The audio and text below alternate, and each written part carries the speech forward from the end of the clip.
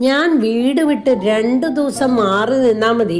തിരിച്ചു വരുമ്പോൾ ഇവിടെ എന്തൊക്കെയാ നടക്കണേന്നറിയോ? കാരണം ആദ്യം ഇവര് അതിഥികളായിട്ട് ഇങ്ങോട്ട് എത്തും. അത് കഴിഞ്ഞ് 2-3 ദിവസം അവിടെയൊക്കെ ചുറ്റിപ്പറ്റി നിന്ന് പരിസരമൊക്കെ ഒന്ന് വീക്ഷിക്കുക. ആരും ശല്യത്തിന് ഇല്ലാന്ന് കണ്ടു കഴിഞ്ഞാൽ ഈ അതിഥികൾ അവിടെ തന്നെ അങ്ങോട്ട് താമസമാക്കാമെന്ന് വിചാരിക്കും. ഇപ്രാവശ്യം എവിടെയാ താമസ സൗകര്യം ഒരുക്കിയേക്കണേന്ന് അറിയോ? എൻ്റെ മുന്തിരിപ്പന്തലിലാണ്. അവരുടെ കൂടൊന്ന് ശ്രദ്ധിച്ചു നോക്കൂ, എന്ത് ഭംഗിയിലാണ് പണിതേക്കണത്. ഇപ്പോഴത്തെ എൻജിനീയർമാരൊക്കെ ഒന്ന് കണ്ട് പഠിക്കട്ടെ.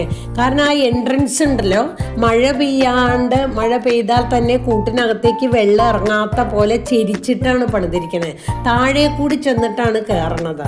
പിന്നെ ആ പടി കണ്ടില്ലേ, അവരുടെ തന്നെ തൂവൽ കൊണ്ട് പടിയൊക്കെ ഉണ്ടാക്കിയിരിക്കുക. കാരണം എൻട്രൻസ് തിരിച്ചറിയാൻ വേണ്ടിയിട്ടായിരിക്കും കേട്ടോ. എന്തായാലും ഇത് എവിടെയാണ് വെച്ചേക്കണേ അറിയോ? എൻ്റെ മുന്തിരിപ്പന്തലിലാണ്. കാരണം എന്താണെന്ന് വെച്ചാൽ കഴിഞ്ഞ പ്രാവശ്യം ഞാൻ മുന്തിരി പ്രൂൺ ചെയ്തിരുന്നു. അപ്പോൾ ഇപ്പോൾ അവിടെ ഇവിടെയൊക്കെ ഓരോരോ മുന്തിരിങ്ങയൊക്കെ ഇങ്ങനെ ഉണ്ടാവുന്നുണ്ട്. പഴുക്കുമ്പോൾ തന്നെ അങ്ങോട്ട് ശാപ്പിടാമല്ലോ. പേരയ്ക്കാണെങ്കിലും പഴുത്ത് വരുന്നതേ ഉള്ളൂ. എങ്കിലും 1-2 ഇടയിലൊക്കെ പഴുത്തതൊക്കെ തന്നെ ഞാൻ കണ്ടു. എല്ലാം അവരെടുത്തിട്ടുണ്ട്. കാരണം കുട്ടികൾക്കും ബന്ധുക്കൾക്കും എല്ലാവർക്കും സൽക്കരിക്കാമല്ലോ. പിന്നെ കൂട്ടുകാരെയൊക്കെ വിളിച്ചിട്ട് പുതിയൊരു സെറ്റിൽമെൻറ്റ് തുടങ്ങിക്കോളൂ, ഇവിടുത്തെ വീട്ടമ്മ ഒന്നിനും വരില്ല കേട്ടോ എന്ന് പറഞ്ഞ് അവരെ കൊണ്ടുവരാമല്ലോ ഇവിടേക്ക്. ഇവിടെ എല്ലാം ഫ്രീ ഫുഡാണ്. തൊട്ടടുത്ത് തന്നെ സപ്പോട്ട നല്ലോണം പഴുത്ത് നിൽക്കുന്നുണ്ട്.